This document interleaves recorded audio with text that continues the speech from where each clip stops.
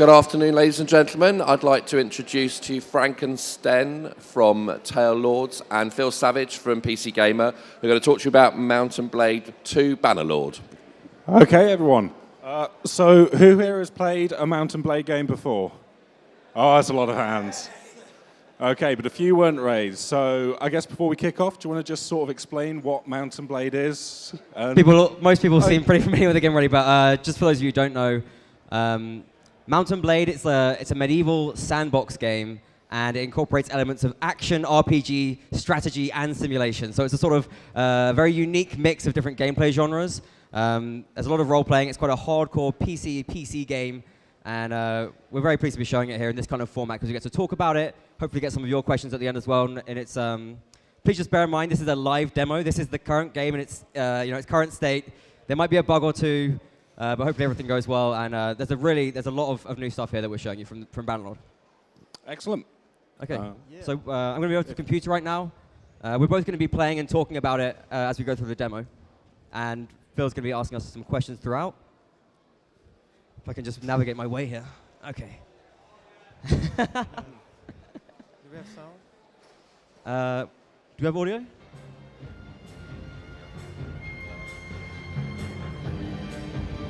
All right. Okay, so have you set the date? Special settings being put into place.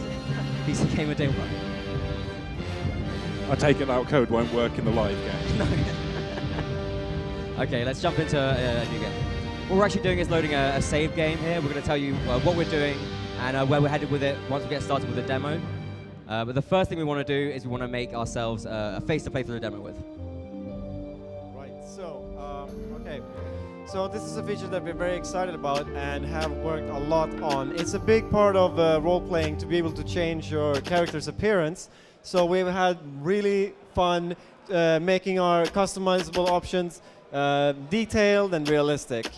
It's still a work in progress, but it's turning out just like we want it. And one of our goals have been to give the user absolute control, just like any other Mount & Blade feature. We have body type sliders, 2 of them, to change the body build and body weight. And we also have ability to change our skin color, age, and voice even, which is cool in multiplayer.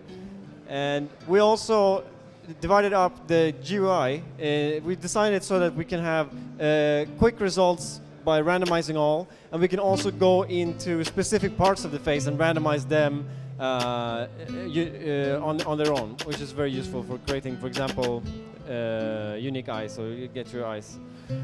So another thing that is completely new in Bannerlord is animations on the face. It's not fully implemented everywhere in the game yet, but it's all laid out in the engines, so we can support this in conversations and in battle, basically everywhere we want. Of course, we also allow every player to customize their character fully in multiplayer. So you will all have access to this tool, and this is the tool we use to create our unique characters in Bannerlord as well, and also our generated characters. So to demonstrate a little bit of the power we have in this character customization in Bannerlord so far, I prepared a few faces, and let's go through them. Maybe you can recognize one of them.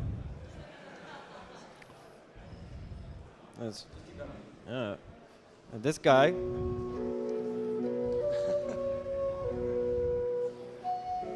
Let's go with this one. So you can see we've really put together a very powerful tool. And this is really important for us when we're developing the game because, as Sten mentioned, every single character in the game uses the same system. So we need that diversity and also the ability to make charismatic, interesting characters as well.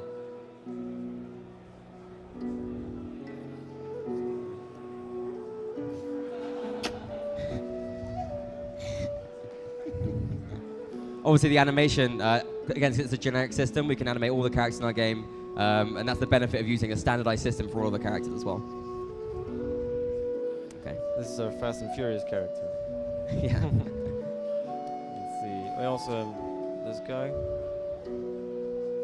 Okay. Maybe it doesn't read.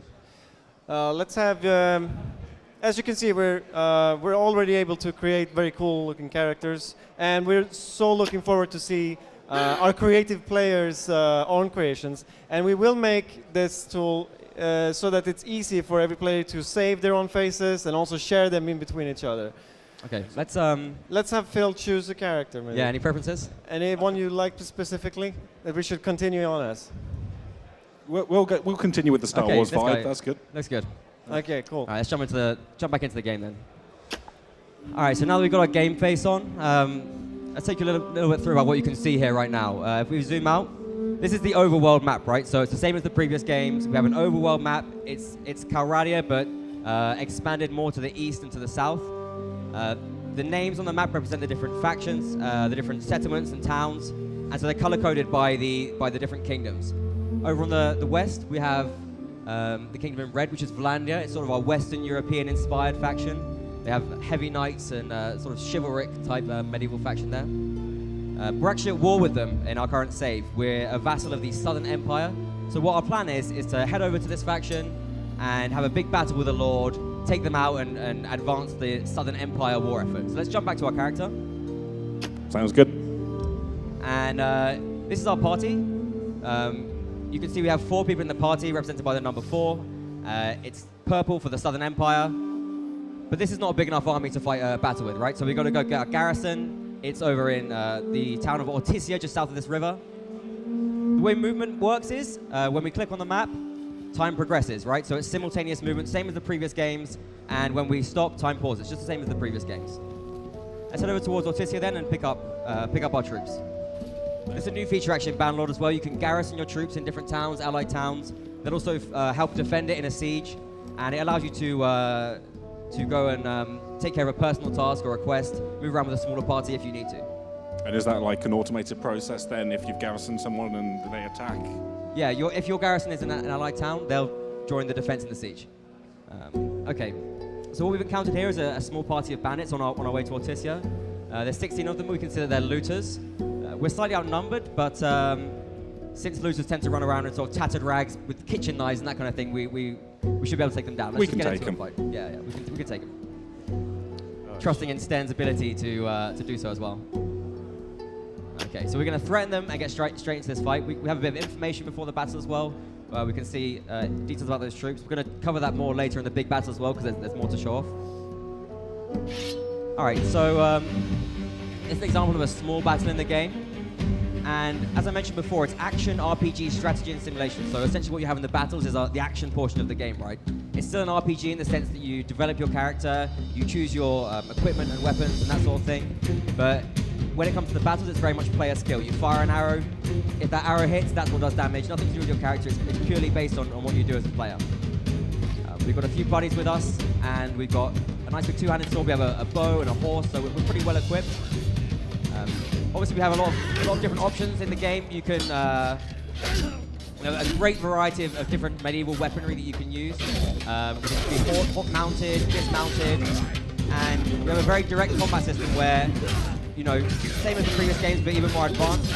The direction that you choose with the mouse, that's how you're going to swing it. It's the same with blocking as well. Very much involved. Oh my god! No! I got this! Oh god! Oh no! Take them down! Okay, so our advanced AI right now is basically taking us out. Well, one of our new features is that because we have this big two-handed sword, if we land it right, we can actually hit multiple opponents with one swing. We're getting butchered right now. Stop it! Okay. There you go. Yes. Oh, it's a massacre. Just about. We really had to carry our companions right there. They evaporated at the start of the battle. All right. Thank you. Good job, Steph. Yeah, very good. Okay, so before we move on, I mentioned we had the direct control, so it's still the blocking and attacking. We choose a direction, and it's very, very intuitive, but it's also very deep as well. We have players that have spent hundreds, thousands of hours even mastering and perfecting their abilities in the system. We get some information after the battle as well, the post-battle results. There's quite a lot of detail here as well. You can see Hamizan did okay, but the rest of our companions got completely wiped out, and we really had to carry that battle. Okay, so our enemies that were fortunate enough to get knocked out, we can take those prisoner, and it's a life of slavery for them when we sell them on later. We can also take their some of their weapons and goods. We actually have a crafting piece here that we can loot as well. Let's grab this. We're going to go into We'll crafting talk about later. that later. Yeah. Okay, that's perfect. So we can also just take the loot, equip ourselves directly. Let's head towards Tissia. Okay, so I mentioned that that was a bandit party. What bandits essentially do, and the reason that we kill them in the game, is because bandits are basically bullies, right? They pick on parties smaller than them. That generally means peasants, farmers, and this causes a problem for us because we really need our peasants and farmers to be making the trip from their villages to the towns, selling their goods, and that's what fuels our economy. As the peasants take their goods to the towns, they get manufactured to secondary goods, sold at the marketplace, and we take a cut of those profits. So we really need all the cogs of our economy working in the simulation to have enough money to pay the wages for our soldiers and then take on the larger battles as well. Yeah, it's a fully dynamic process, right? So even if something's interrupted while you're not around, while you're doing something out, that will have an effect on the world. Exactly, and the sort of the brilliant thing about this is as well, you can use this to your advantage, right? You can, if you don't like an enemy lord, you can go and harass all of his villagers, be a bandit yourself essentially, and you can starve his economy, and you'll see the results in the battle. You'll see that he has less troops, lower level troops, he can't afford to pay them, he can't afford to feed them, and everything has an effect, a knock-on effect in the sandbox game. But it will make the battles against that lord easier down the line, yeah. Exactly. All right, let's jump into a city, and Sten's going to take us through this. All right, so on the world map, when we come to a city, a settlement, we get this menu, right? With the options that we have. We can go directly to the tavern or join a tournament or visit the lord in his castle. And the reason we give these options here is because exploration is always a choice in Mount & Blade. And we do reward this in Bannerlord in different ways. And what we're going to do now is we're going to pick up a lord, companion I mean, and a bunch of garrison troops that we left here with him. And he is in the tavern, we can see here. We also see a bunch of other information about the city, its walls, its garrison, and we're going to enter the tavern and then we're going to check out the marketplace. All right. So one thing that we have been working on a lot and are still working on is atmosphere and detail in the cities and culture, of course. So companions, travelers, and normal townspeople, they can come into taverns and they drink and they hang out with each other. And this is an imperial city then. So you'll see imperial clothes, hairstyles, and architecture all around the place. Even the board games that we have in this tavern, which you can play, is specific to its culture. And the musician is playing imperial music. So each faction has their own cultural touchstones that are reflected within the live environment. Exactly, and it's also apparent on the battlefield in warfare, in different weapons and combat styles. So this is our companion, we can talk to him. We're going to ask him to rejoin our party with the troops, and we're also going to ask him to follow us around in town, because we're going to need his support later.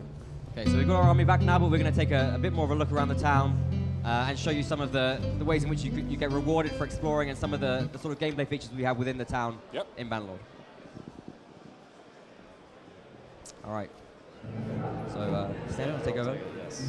Okay, so as we head out the tavern, we find ourselves in the marketplace. We're going to take a little look around this scene, but first of all, we want to get our companion to gather up the rest of our friends in the town. So the guys that we were fighting with before, they're now walking around the town, doing their own thing, and this companion's going to go find them all, gather them, and bring them to our side, and sort of we'll form up our gang. You see one of them has already found his way to us now. And that feeds into the economy, right? As you gather more troops, you've got to deal with the supplies and and support all the armies that come in. We're now sort of having to feed them and pay their wages and all of that. This is the marketplace in this town. All of the scenes in the game are all unique. So every city has its own town area you can explore. And then they're all obviously culturally based as well. So there's a lot of variety. There's 6 different cultures in the game. You can explore all of them, from the desert to the tundra. And in the marketplace, of course, we can buy and sell goods directly from here. We can also do that from the menus, whatever you want to do as the player. Is there a benefit to picking up troops from different cultures? Do they interact in composition-wise? Do they interact in interesting ways there? Of course. I mean, certain factions have different advantages. I mentioned before the Vlandian faction, our enemies. They have particularly strong horsemen.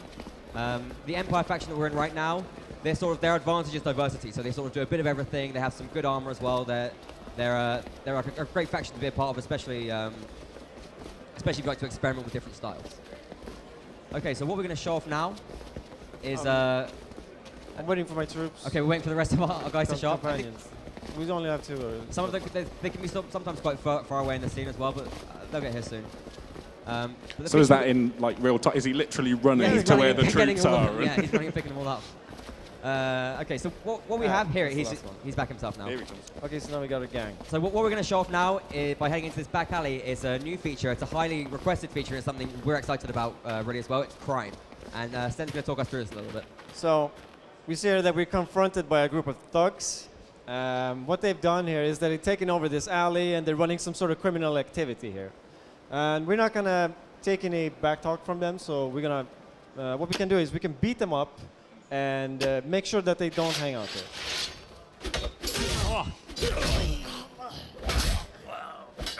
Go on, get him. That was easy.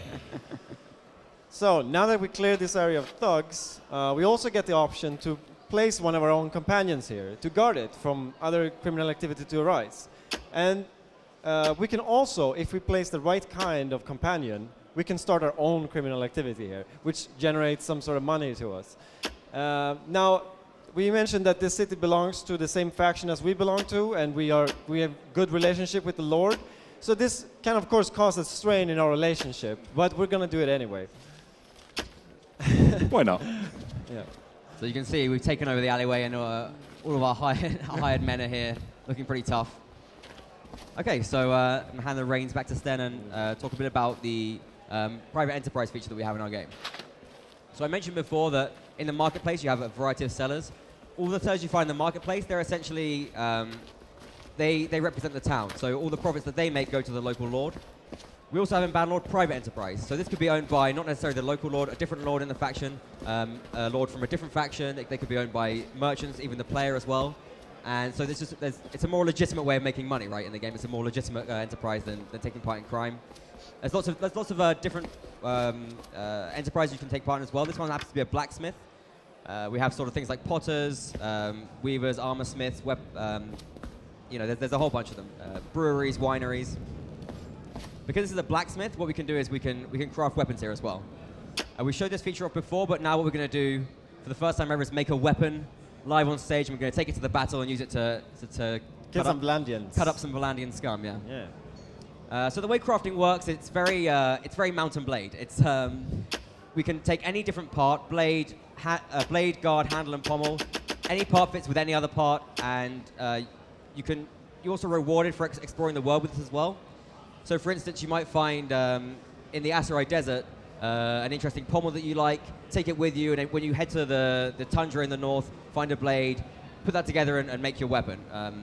But it's not just visual either. Every single weapon has every single part, has physical properties, and so you can combine these together in a way which maximizes the different properties of the weapon, right? So you can pick parts which go for maximum reach, maybe high damage, speed, whatever you want to do, or just try and find a balance. In addition, you can scale all of these parts as well. You can scale any of these parts as well. So what you basically have is a system which allows you for a tremendous amount of variation. And just like with the visual face customization, it's a standardized system. So all of the melee weapons in the game also now use this system. It's not just the player weapon. Any weapon you find there is going to be made up of different parts. So what you might do is you might take a lord prisoner, execute him, take his weapon, and then use that to kill his whole family as well. If you want to do that, you can totally do that within our game. It offers you that kind of freedom and depth. And we can also inspect it and take a good look at it in the inventory. Phil's nice. Valandian cutter. You see we're called Phil in the game as well. Want to make an axe? Let's too? make an axe as well, and we can give it to one of our companions. All right. Let's throw in a random. Okay. Another one. Okay, great. This is perfect, yeah. I'm gonna just make it bigger. Okay, so we can pick this weapon, directly buy it, equip it to our companions, and then I forgot to name it, but that's fine. We get the default name, and then they can just go ahead. Then they can be ready for the fight. Okay. Didn't work. Mark. All right, so now that we've got our weapon, we've got our troops, we're going to head out of the town and head towards enemy territory, find a lord, and get into a big battle. Nice. So we've got 65 troops now. That's not bad, but Valandia are pretty tough. So what we can do here is we can find an allied lord on the way, and we're going to speak to him and get him to follow us into the battle, right? To give us some extra power and a better chance in the fight. So this guy Nifon, he's another lord in the same faction. We can get him to follow us, and before we do that, you can see in this dialogue option here we have a hint of our new feature, which is called influence. How this works is basically a new currency on the game, in addition to money and relation. What we can do is we can spend influence to get this guy to follow us, and it's a bit of like an IOU, right? So we can gain influence by doing work for our faction, spend it, and we can get some sort of command and get people to follow us and do various other tasks and requests like that. Okay, let's grab him and head towards Valandia. So influence, that's faction dependent, right? That's, faction dependent. So just while we're traveling over, like, one of the things talking to you previously, you've said a lot about the game, is that you've tried to make information more easily accessible. Yeah, we've worked so much on our like, UI. I assume, like, down the bottom there, everything's sort of within easy reach a lot more. Yeah, right. I mean, you know, the previous game, it was pretty bare bones when it came to UI and the way we displayed information. So what we've done here was we presented on the world map extra information about how much food you have, morale, your current gold, you know, troops, just some various useful little spots just to make it easier to play the game and you know, just streamline the whole process of managing your party and your army. So now that we head towards Valandia, we're actually gonna fight this guy Ekerend, who's guarding the border. Go ahead. Yeah, you should wait until morning. Okay, go for it. So we're going to take you through now a sort of larger battle and show you the ways in which we've improved from the previous games. Obviously, because it's such a central part of the game, it's really important for us to work a lot on it and improve it as much as we possibly can. So Ekerend is going to give us a fairly hostile response because we're at war with him, but he's not necessarily going to attack us on sight. You know, he might feel a bit threatened. We actually outnumber him slightly here. Although he's a bit of a tough old guy, so we might still have a bit of a fight on our hands. Let's just deliver our terms and get straight into the fight. Okay, so we showed you before the pre-battle screen. What we get here is a bit of extra information about the parties involved. We can see Ekerend, and obviously when you have some larger battles, you can have, you know, multiple, dozens of sort of lords on either side, and then get the sort of much bigger fights occurring. Let's just jump in and attack and get into the fight. So obviously all these characters we've met as well, Ekerend and Nifon, they're all going to be in the fight themselves, fighting. Nifon's over there with our cavalry. Ekerend going to be on the other side. So Sten, what's your battle plan here? First I want to see what the enemy does. They should be on the other side here, and I want to check out what they're doing. There they are. So we've really developed the battles a great deal from our previous games, as I mentioned, and we of course have more troops on screen, more than we've ever had in any of our previous games. And on top of that, we've tried to make them much more deep and much more interesting as well. So it's not just about you know, sort of the simple tactics we had in our previous games. Different lords have different behaviors, they have personalities, and they like to play in different ways, like to, you know, command their soldiers according to their personality, and that's reflected on the battlefield itself. In addition to that, lords are much more reactive, they're much more intelligent, so we have sort of much deeper battle gameplay here. We can see Nifon, our allied lord there, with the cavalry. What's your plan then, Sten? It seems like Ekerend he's holding out on this hill. Yeah, he is. Well, I will get in closer and choose a nearby hill myself. So we have much more detail in the commands we can give as well. I mean, we can sort of draw out formations on the map, group them up in different ways. There's a great deal of improvement and advancement in actually just commanding the battle itself. And the other lord that tagged along with you, do you have full control over those? Because he's following us, yeah. we're the battle leader and we have control of his troops, yeah. He's going to take part as one of the horsemen. So you can see we have obviously Empire troops here as well. So they have their sort of Imperial armors and weaponry. And obviously this Mountain Blade. You know, we have no kind of godlike fantasy powers. We're completely vulnerable in this fight as well, so we have to consider our own self-preservation as we're commanding our troops and moving around the battlefield. One thing also that we have to mention here is that all of these troops, because it's a Mountain Blade game, they all have their own AI, so they're all fighting and deciding their own attacks and blocks and movement in their own way. There's nothing sort of, it's not a general AI, it's all for the individual troops. And then we have obviously the level of AI which is tactical as well, which is controlling the formations that are happening on the battlefield. There's a bunch of cool new AI features as well. So they have like self-preservation. So if they feel that they're too far away from their buddies and their allied soldiers, they're going to run back into formation and sort of rethink what they're doing as well. So what I want to do here is, I see that there's a dip in the landscape in between these two hills. And I want to lure the other Lord and some of his troops, or all of them, down here, so that if I get the upper hand and they try to flee, they have to run upwards. And that way I can catch them better. So I'm not sure.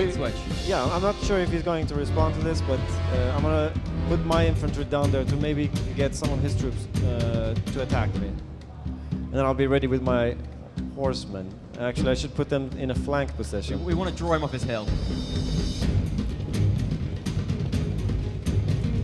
Right.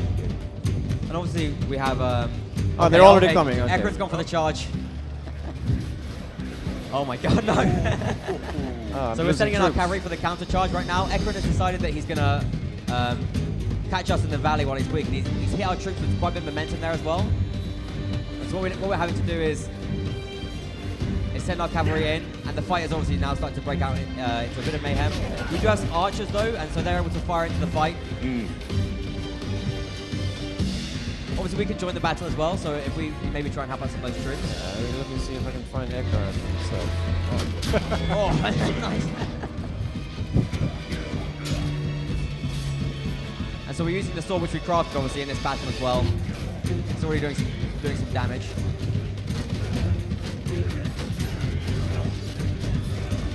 So the Vlandian Knight Charge is pretty strong, but we've managed to do a pretty good job of taking it down.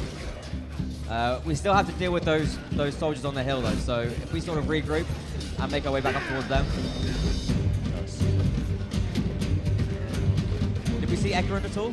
No, I haven't seen it. Okay. It's obviously helpful to take out your enemy commander as well, but he might have already been taken down. Oh, geez. Okay, so let's make our way towards the troops up on the hill and see if we can really push them out of this position. Ah, they're coming down. Great. Yeah, it looks like they're going to be joining the charge anyway. They've got a bit of momentum as they come down the hill towards us, but I think we have slightly more troops left on the battlefield. And you can still oh, what are you doing? You can see it's still very much Mountain Blade. If we can dismount here perhaps and get stuck into the fight as well. Yeah.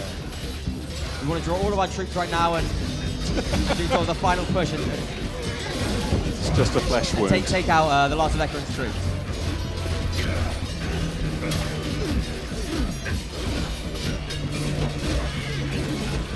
Okay, I think we're just about getting the upper hand. There we go. Nice. I need this. Thank you. Oh. So it just pops up there, earning skill points and stuff. That's still, the whole RPG side is still there. You've got all your skills you can level up. Oh no! Oh! What happened? I got messed up. Okay. It's cool. A new feature in Bannerlord. New feature, yeah. So when we get taken out, you're no longer forced to sort of go through the simulation. You can watch the rest of the fight. Although we now can't give any more orders, so we're reliant on our troops to take care of the rest of this fight. And we can of course finish it quickly and let the simulation play out, but we're also free to watch what's happening. We get some extra information as well if we bring up the tactical screen. We can see exactly how the battle's going. So currently we're just about winning. The majority of Ekron's army is taken down. We can see how all our troops are doing there as well in terms of the kills they're getting, how many have ran away, how many have been wounded, killed. And the fact that we've been taken out will have an effect on their morale. Yeah, of course. Yeah. I think we're doing well enough to see it through though. We've got quite a few troops left. I think it's just a case of taking down the last few. Here we are, yeah. So the quality of our troops is enough to see us through the battle, and this is going to advance the Southern Empire war effort against the Kingdom of Vlandia. Yeah, great work, guys. Okay, so as we head out now to the post-battle screen, as I mentioned, we get the extra information there. We can see that our Imperial Horsemen did particularly well. Ekron just got wounded. He didn't kill anyone. Yeah, Ekron only got one kill. Yeah. How did our allied lord do? Nifon?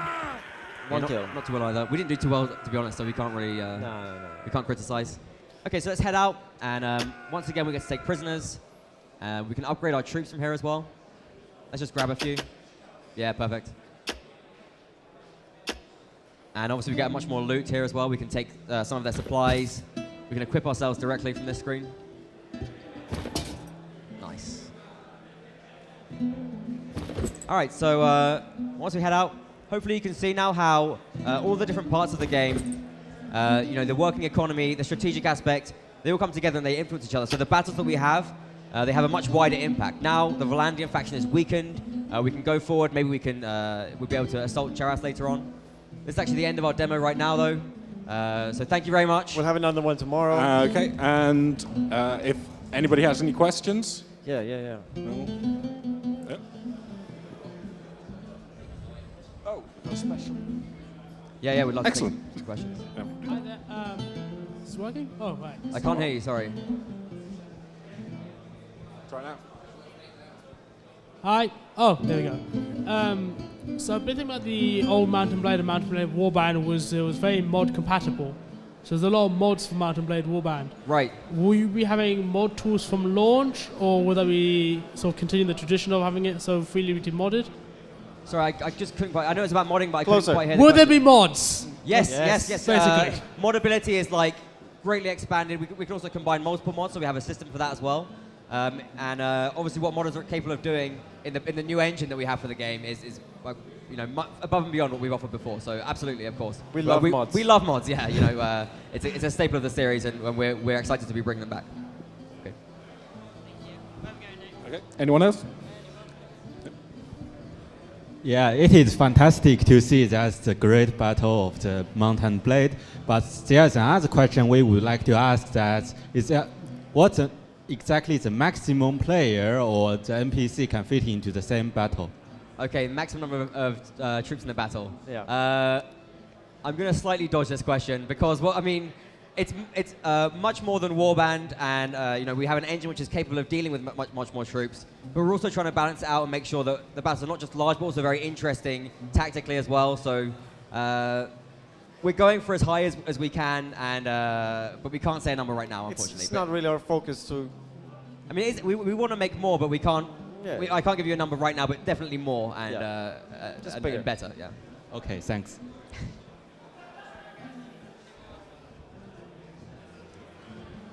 Hi there. So I was wondering, when you went up to check out the Sorry, other I general. still just a little bit quiet. When you went up on top of the hill to look at the other general. I can't go. Sorry. So, is that better? Yeah. Okay. Cool. Right. Okay.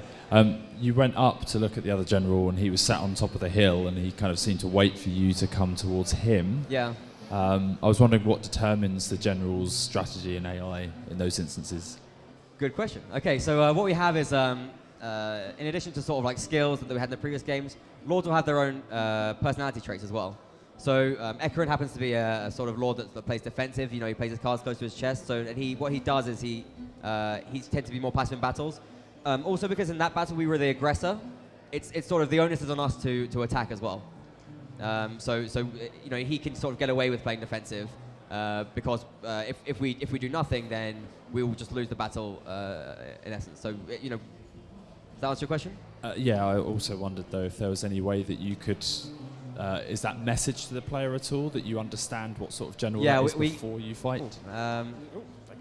We can't show the UI for that right now, but it's in the sort of the in-game encyclopedia that some of that information is communicated. It's also communicated through dialogues and various other ways that the player will be able to understand what kind of person the Lord is, and obviously the more you play the game, you get to know the different characters, and it will affect how you battle them as well, of course.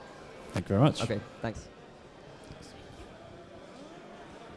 I was curious about the crafting system. Usually in old games, I felt in Mountain Blade Warband, which I played the most, I felt I had no real need for money other than buying equipment. But with the crafting system, will this kind of eliminate that need? Because can you make master crafted equipment basically? Can you make the top tier equipment without buying it? The top tier equipment without buying it? Yeah. So what we have is I'm not totally sure what the question was. Sorry. As in Warband, you'd have to run around to different towns and stuff if you wanted to get the best bow, or because you just had to wait for it to spawn. With crafting equipment, will that kind of eliminate that from the game? Because I found that kind of frustrating. Well, we don't have crafting. Armors are not crafted. It's just the melee weapons. Okay.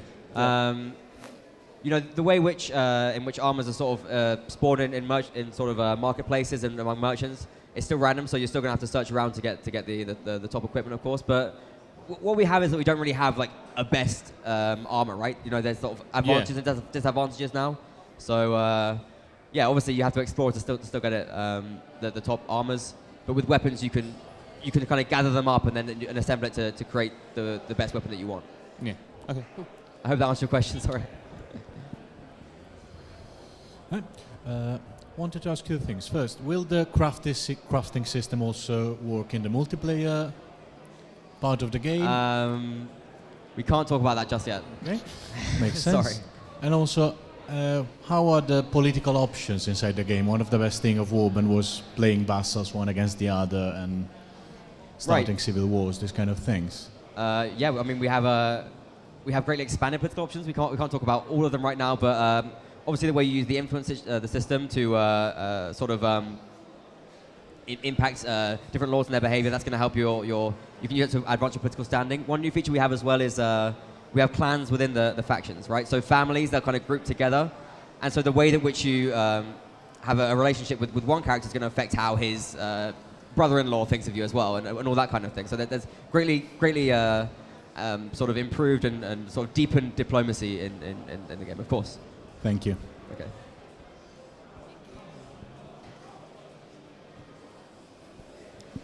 Yeah, so does the feudal system in the Mount and Blade 2 remain the same as the Warband, which is the two-tier feudal system, the king and the vassals?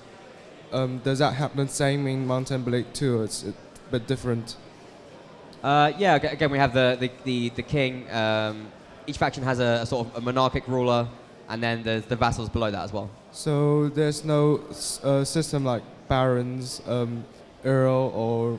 Well, what you have is they're still ranked as vassal, but I mean, the influence that different lords have in the kingdom is gonna vary based on if they're sort of the owner of a town or just the owner of a village. So that different lords are gonna have different amounts of sort of power and sway in the faction, but they're all lords. Yeah. Oh right, so they remain the same title. Yeah. All right, thank you very much.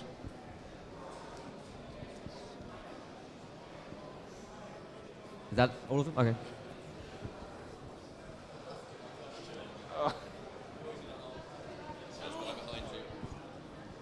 Anyone else? Okay. Have we got a release date yet? How long before I'll be able to say, shut up and take my money? We were waiting for this question. Okay. So we want to have it in some form, whether it's beta or how whatever we do, we want to have it in some form in the players' hands this year. That's what we're going for. But it's not a guarantee, but that's what we're shooting for. Okay, that's good. Thank you. One more question. Hey. Right. Hello. Right. So if we take over a faction, for example, the town that's currently on the map, if we want to recruit troops or such from it, will the faction's culture change over time, or will it still be the same as Mount and Blade Warband, where it sticks with one culture regardless of where you take? Like, you know, in Mount and Blade Warband, if you took over a village, if you took over a castle or town or whatever, the villagers always had the same faction. If you took over a village on Mount and Blade Warband, the factions always had the same culture regardless, like on the villagers. Will that be different on Bannerlord, where if you take over a village, will the villagers' culture change, so the troops recruit are different? The culture is location dependent, so it's you recruit the troops from that area, of course. All right. Yeah. Guys, I want to say, put your hands together and say thanks very much for the team from Mount and Blade. Thank you very much, everyone. Thanks guys. A lot.